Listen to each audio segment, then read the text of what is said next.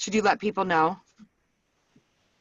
Well, now we have to. Hey, good morning, everyone. That was a great way to kick off the show. It's Nick Baldwin, Karen Prawl, and Good morning. yeah, this is a special pre-recorded version of Command Your Morning because Zoom doesn't want to stream to Facebook today, and that's okay. We'll deal with it. You know why? Because we all did our morning routines, and we don't let things bother us. We don't let things bother us. We don't let things bother us. We don't let things bother us, except for Zoom. Oh, I hate you, Zoom. Anyway, Karen you look fantastic today with that amazing backdrop. Well, I'm feeling a lot of love today. Tomorrow's Red Day, and it's sunny out. About Red Day. What are you doing for Red Day for your office? We have 6 locations, and so we are. Most of our people are raising money. We have agents that actually own restaurants. We're buying food from our own agents' restaurants to support them, and we're delivering it to grocery store workers, gas station workers, like frontline people that get ignored for the service that they do. That's amazing. So like, oh, you know what? I love that because think about, when we think about essential, like we really tend to only think about, firefighters, doctors. Yeah, we don't really ever think about the grocery store workers. So I love that you're doing that. That's awesome. Yeah, we're excited. I mean, we raised over like $4,000 from one office just to buy the food from and it's a win-win because we're supporting local restaurants too, that our agents have like a lot of our agents own restaurants. Not a lot, a few. Yeah, we have 94 agents in our office that own restaurants. I love it. Right. Hey, so guess what? Today is my son's 5-year birthday. Today is Gus's 5-year birthday. He's 5 today. Yeah. What a fun age. You know what's funny is I talked to my friends the other night for over 4 hours that I met when I was 5 years old or younger. I met one when I was 4.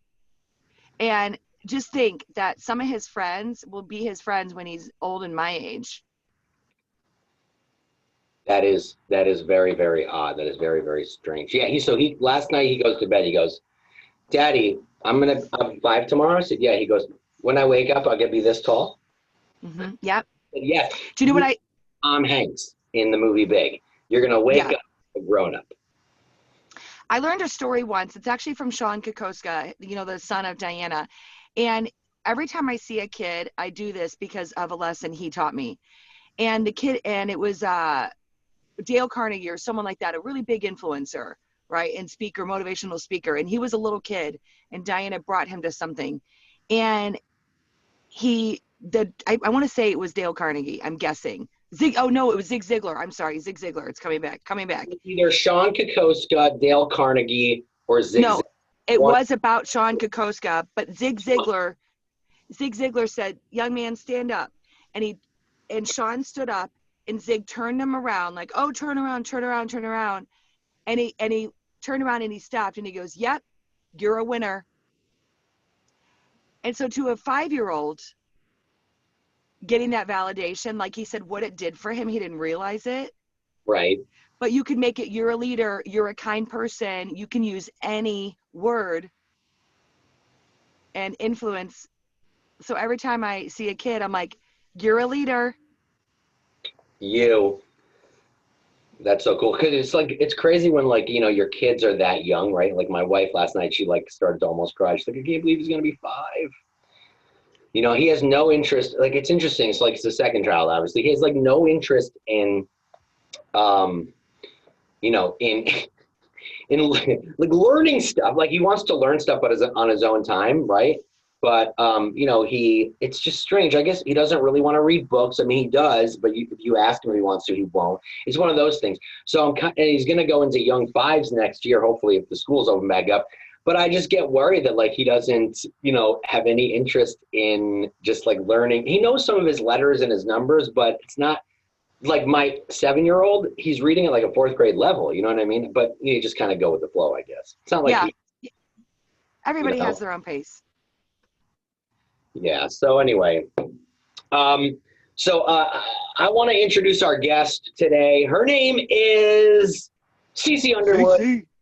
Cece. CC, unmute CC. By the way, CC Underwood. I just want to say we have a theme this week. We had Monday, we had Melanie Kinnaman, and now we have CC, and they both have incredible hair. Incredible hair. And I also want to say that you, Karen and CC, need to have a TikTok challenge because you guys are both, I think it should be a TikTok off, if you know what I mean. That's fine. I just made a TikTok about Josh Anderson because I interviewed him on my podcast. I'm like, and here's your first TikTok, like I did for you. Nick, by the way, you're winning. You're winning over Jason still. How many viewers do I have? That is amazing.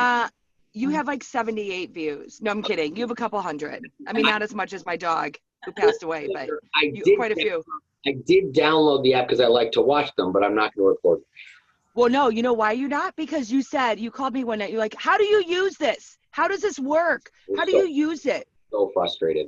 So let me introduce Cece. Let me give her a proper introduction. Cece is like the hugest, ginormous. She's a huge mega agent. Like huge. The fact that she's here right now is kind of amazing to me. No, so Cece has a team in Jacksonville, Florida. Let's just go through some stats, and if I'm incorrect, obviously, just tell me. 78 million, 76 million last year in volume. Which one is it? Both of those? It's both. It's something pretty close. We did both numbers last year. It's somewhere between 291 sales. 291 units and somewhere in the 76, 78-ish.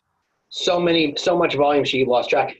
And CC is a master TikToker. But before we get into that, because I'm sure that's part of her morning routine, we want to talk about your morning routine, CC, because you've got to have some sort of routine because your hair looks fabulous. So what do you do in the morning when you wake up to get your day started? Because you always seem to be in a good mood. I think I'm always in a good mood. I have been told I'm annoyingly positive.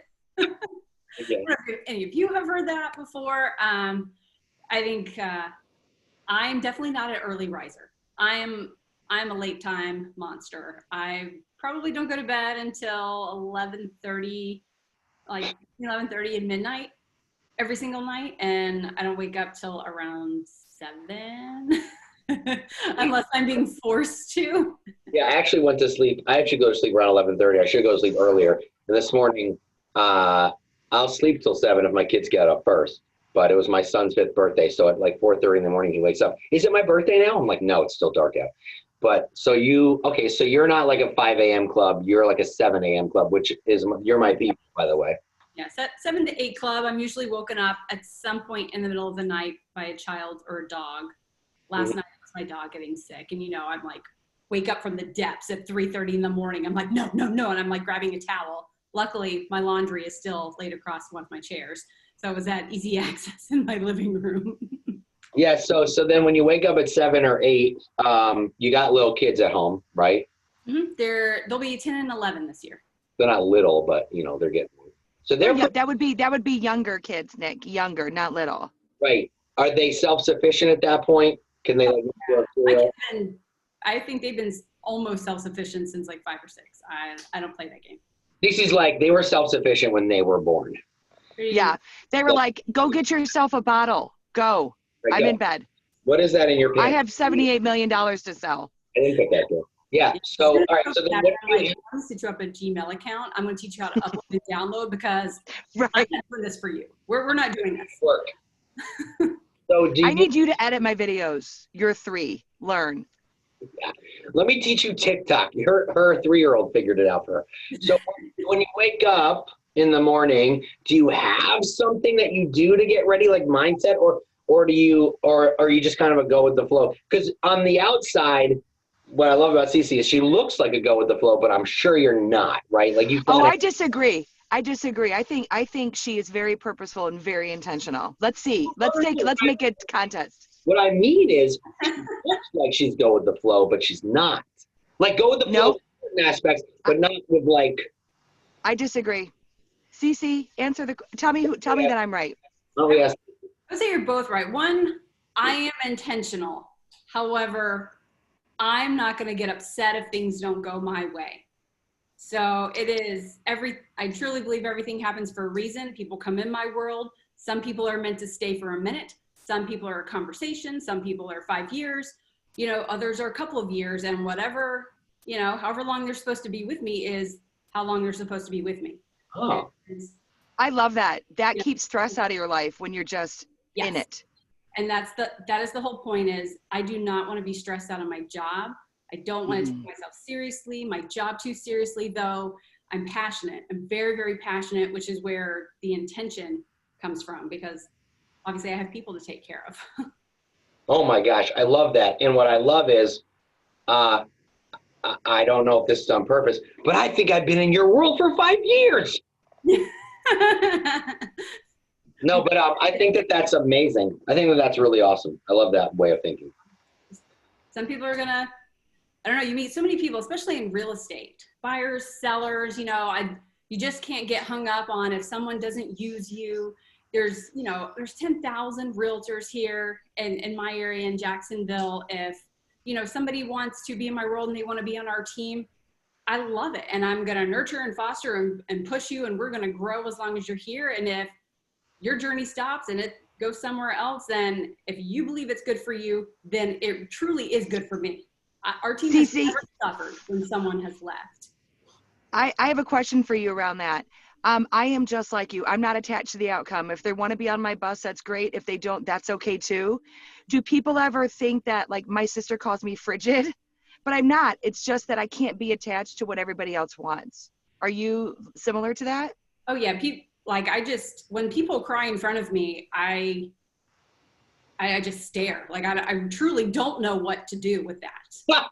I cried yesterday in front of people.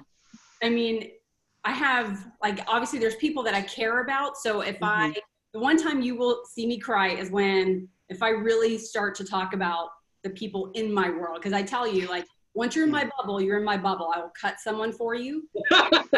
Like, you will mess with the people in my protection. So I will get a little, emotional when I start talking about them and their journey and their life. But other than that, like, other people, if they're crying about their personal stuff, I'm just, yeah. my meme face. You're like, fear. What do? Do I go, everything's gonna be fine? Like, what do I do? It's like, ugh. Yeah, because it's not what. Like, I'm not gonna. Yeah.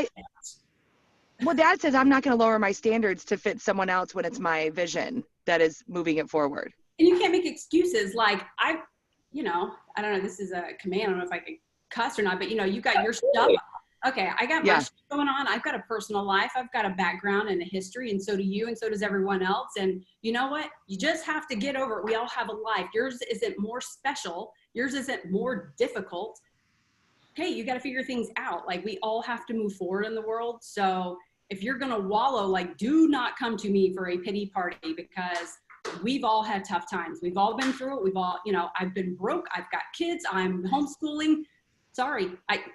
I'm doing the same things. You know what I want to say? Like, I was reading something, and like when this pandemic kind of started, and it was an article about how, like, when things like this happen in the world, everyone wants to one up each other, right? Like, everyone's in a competition for how bad things are for themselves. Right? And when it comes down to it, it's like, no one's problem is more important than someone else's. We just all have problems, right? It's our own problem. Yeah. Okay. And it's like, why, blah, blah, blah, blah, blah. And it's like, okay, cool. So you go handle that. I'll go handle this. It doesn't make your problem more severe than mine. We all handle them differently. We all go through certain experiences. It doesn't mean that, like, and so, like, I have a 7-year-old with Tourette's, right? But I don't go around complaining about woe is me. He's a normal 7-year-old other than that. And we deal with it. It's no one else's issue. And it's not even an issue. We just live with it. It's part of our life. And so I completely agree with that. One of the things I want to ask her something. When you sit down for work, Cece, because you're my new favorite person, Nick, you're out. When you sit down for work, what do you do first? I was going to ask her a similar question. So answer Karen's inferior question, and then you can answer mine, which is probably. Wow, way to put it down. Cece? I'm confused. Now I don't know what the question is. I know when I wake up. What do you do first? Like, in your morning, then you sit down and go to work. What do you do first? Yeah. It's emails. I mean, right now it's emails, it's Facebook. I do check my TikTok. I mean, first thing in the morning, I'm like, ooh, I want to see what's trending on there, and if there's something I need to plan to do for the day. And then I'm looking at resumes, I'm looking at our numbers. I do have, especially now, I have I'm getting a lot done, a lot of screen time, a lot of interviews, just, I'm just getting a lot more stuff done. I'm not really on the phones as much because I probably sell maybe 10 to 12 homes a year. When you say interviews, so you're always looking for talent for your team, right? Okay, so I love that because Karina Loken says the same thing. She's like, her job is to prospect for talent, right? Like never stop prospecting for talent. So that's essentially what you're doing for the most part. Yeah, it's business development. I like geek out over the next best thing. I want to be ahead of the curve. Whenever COVID started, I'm like, okay, well, we need to get a showing plan together. No one else is doing this. So I'm sharing it with my markets, and I'm like, here's our team standards for showing property for when they show ours and when we show theirs. We create it, right? It's documented. Here you go. Rip off and duplicate, make it your own. We're getting our home seller protection plan, which I ripped off and duplicated from another agent that I saw. We made all of our external events virtual. I mean, it's just like, okay, what do you do? I was like, not having an event that's not an option. Like, you're not going to sit here. We're going to work. You're going to turn this into something that we can use. And one of the best things and this is why, Karen, I'm like, I release everything. There's no stress because everything is good in my world. It does not matter what the situation, right? It's not good or bad. It's just a situation. I find the good in it. And so we created community groups that, grew to, right now there's over 1,400 members. Would never have access to that kind of database and that amount of time in a couple of weeks. If I mailed them, I farmed them, I would never get 1,400 individual names and know about their family. So, and we're running events and we're doing senior signs. We did Egg Your House. I mean, we're actually involved in their community while growing a brand, and it just never would have happened, without this. So love it. I think that's fantastic. I just want to say real quick, and Karen, you're muted, so that's why I got that. What I was going to say was that the first time I really got to know Cece, she came to speak at our very first Lab Coat Agents conference, and she was up there and she's just like, this is how laying it down. Stop. There's no crying in real estate. Like, and I'm like, wow. And my mom, who has been in the business at that point, like 25 years, she's like, I like her. She is. I do too. Firecracker. And I like her. Because you meet her and you don't think that that's inside of her. So I love that. So, hey, talk to me. You can talk to Karen too if you want, about like what your team meeting looks like in the morning. Because I'm sure you have a huddle of some kind, right? Like maybe it's not in the morning, maybe it's not every morning. But what's that look like when you're doing that with them? We started in the mornings, but we quickly realized I got a team of moms, and the 8 a.m., 9 a.m. that's when shit goes down. In the morning, we're getting to school, so ours is at 11. I love it. Thank you for saying that. I mean, it's like anything else. You have to serve your customer and what's going to benefit them. Well, yes, I could be kind of a, weird about, we got to do this at 8 a.m. or 8:30 and check in. And like, no, oh my God, I'm almost rolling out of bed some days at 8 and having to take a shower without washing my hair. And it's the same way, right? That is the busiest time in the morning. It is not our time for relaxation and meditation. And I want to talk to my team at that time. So we made it at 11, and it's 15 minutes, and it is rapid fire. Contacts, how many, do you have an appointment? Are you writing contracts? What's that going to be like? That's every single day. It's a Google Hangout. And then we do our team meeting every Tuesday from 9:30 to 10:30. I think it's fantastic that you said that's when your team meeting is, because, and not to put anybody down the way they do things, right? But there's a lot of teams out there that do these 7:30 and 8 a.m. huddles, right? And I'm like, I could never. Well, I did it with my team at 7:30 for like 5 minutes. That's all it was, right? It was like, but like not everybody on my team had kids. But if everyone on my team had kids going forward, right, at some point, then I think I would probably move it. But what I hear a lot is, if you're not on the phones by 7:30, you're not a business person. Get the frick out of here. My kids need to get out the door, right? When they're not out the door, I can't think of anything right now. You know what I mean? Yeah, Starbucks is their breakfast many times in the morning because I need to do a drive-by just to make it to school. Karen's walking to an appointment, and it's amazing how she's outside and there's a heart following her. I know, it is unbelievable, like the magic. If you need to, I'll finish up with Cece, but I know that you have an appointment, probably recruiting $1 billion mega agent. It is, obviously. No, Cece, I appreciate that we're best friends now. It was such a pleasure to meet you on here, and you're amazing, so I look forward to more. Don't go anywhere. We're not done. We have a few more minutes. Okay, bye. Bye, Karen. So yeah, I love that you start your huddle a lot later, and I think that that's actually a lot more realistic, in especially now in today's world, right? Like, you want to start school at 8:30 or 9 o'clock. Like, we'll do 2 hours of homeschool with our kids. Like, when they're at home and they're 7 and 5, that's pretty much the attention span, right?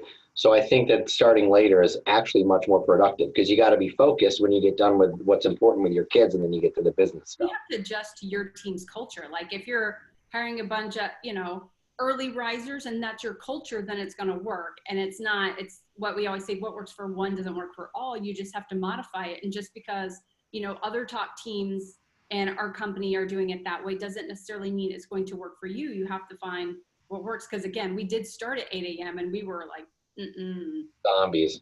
Well, I always thought, like, it doesn't really matter what time you wake up. It just matters what you do with the time when you're up. You know what I mean? So that's what I love what you're doing. So tell me about like this plan that you implemented for showing homes, because this was one of those things where, like, obviously nobody really knew. They didn't have an outline or a blueprint. There wasn't a model. So how did you come up with it, and what does it look like? I sit down kind of that night once Florida Realtors, and Florida's already opened up, and for the most part has been a little more lax state, even though they did put in Florida Realtors did take a stand and say no open houses. So that for right now is still what we're going by. So we have instituted virtual. We've done more walkthroughs. We've told our sellers, like, we will have sanitizer stations, booties, gloves. For those who are on the extreme level, we've offered them opportunities through our seller protection plan that we will prepay for the home inspection, and we will require prior to entering that the buyer will look at all the information. We will have a pre-approval. They will review the home inspection. They will actually make an offer based on the home inspection as long as it's, still relevant. If time has passed, they could do their own, but really we want to minimize the number of people in their home so that they feel safe. And then for those traditional sellers who are like, yes, it's okay for people to come in my home, we still want to make sure that we're taking a stand in the public side saying no more than 3 people will be in the home. So obviously we can't control it. We had a nasty phone call from a seller. Just assume you're being watched, people. I mean, videotaped, recorded. Yes, it's against the law. Just assume it's being done. We got a call from our seller saying, I can't believe this realtor was twerking in my house. They were sitting on my couch, like laying on it. I'm like, in today's times right now. And the realtor said nothing. So she is now on the seller protection plan where she's like, none of this. And she's like, we're very, very strict now on who is allowed in her home, because she's just appalled at the actions of people and their carelessness. So we do what we can. Obviously not being at every showing is difficult in a large land mass area like Jacksonville. But those are our team standards. We can't speak for all of them. You would hope that. And by the way, that's what gives us a bad name, right? Like, we're going into somebody's house. And I think what buyers and other agents and buyer agents are forgetting is that, like, we're a guest in that person's house. Just house. Don't touch things. Right. Just because you're a buyer, it's not like you go into a furniture store and you need to test out the couch. You're not buying the couch. You don't need to sit on it. And do you know what people do on their couch? You want to roll all in it? Ugh. Seriously. Like, yeah, that's Friday. Well, I was going to say, I love that because I actually made a page on my website that says, how we help you through COVID-19. And so some of this stuff is like when you're buying a house, right? Like as a buyer, we can arrange to send you a video tour of the home. If you're considering to purchase or arrange a private viewing, we can do that.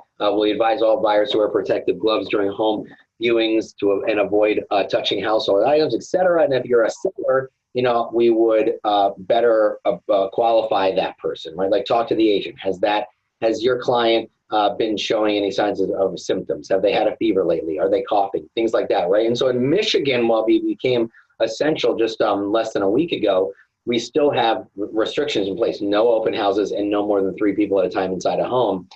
And I actually feel like the no more than 3 people inside a home when you're showing it, I actually feel like that's something we can continue to do. In my opinion, there is nothing worse than you're meeting your client at the house, and it's like a clown car of a dozen people, and they just go into the house and disperse. Yeah, essential decision makers only. Exactly. Stay in the home until you own it. Yeah, so I love that. And so that's something you just were like you were just looking at the facts and what's going on. And you're like, okay, how can we look at this and then implement it into our business? And I think the agents that did that so quickly, like you, they're the successful ones. And by the way, we don't have to have ever been through something like this to use common sense in that sense. Right. This is just caring, right? There are some people who genuinely have to sell and have to buy. They're on a timetable. And then there are those who are a little fearful of the market, and you address that. And then there are those who truly have health concerns that are super high risk, that you have to just take extra consideration. And I think even though real estate is essential, we talked about this on our team meeting yesterday, is that you do want to be aware of the public perception of what you're putting out. So if you go against what the public is wanting, you are not going to be seen in a very good light. And this, people are watching. So if you're like, I'm going to have an open house anyway, certainly here it's not a law, it's a guideline, but you open yourself up for huge public scrutiny. You really don't want right now. I think like when we did the Easter egg, you can be tactful and purposeful and be respectful. So we had an opt-in. So the only people who wanted an egg on their house opted in for it. They requested it. Well, that's funny that you say that, because in New Jersey, because I'm from New Jersey now, I live in Michigan. In New Jersey, where it's like basically the epicenter, real estate's still essential. They're all moving to Florida. Right. Real estate still is essential. They haven't told you not to do open houses, but they strongly discourage it. And so the ones who are doing it, it's kind of frowned upon, right? It's like, it's not responsible. So, and there's actually been instances where the police have come and said, listen, we really don't think this is a good idea, right? Like, of course you're allowed to do it, but is it the best decision? Right, emotional intelligence there. And here in Florida, the CDC guidelines, prior to them reopening, it was complaint driven. And so it was made very, very aware to the realtors, like, watch yourself when you're posting on social media, when you're close and you're smiling and you're, just be aware that public perception, people watch all the time.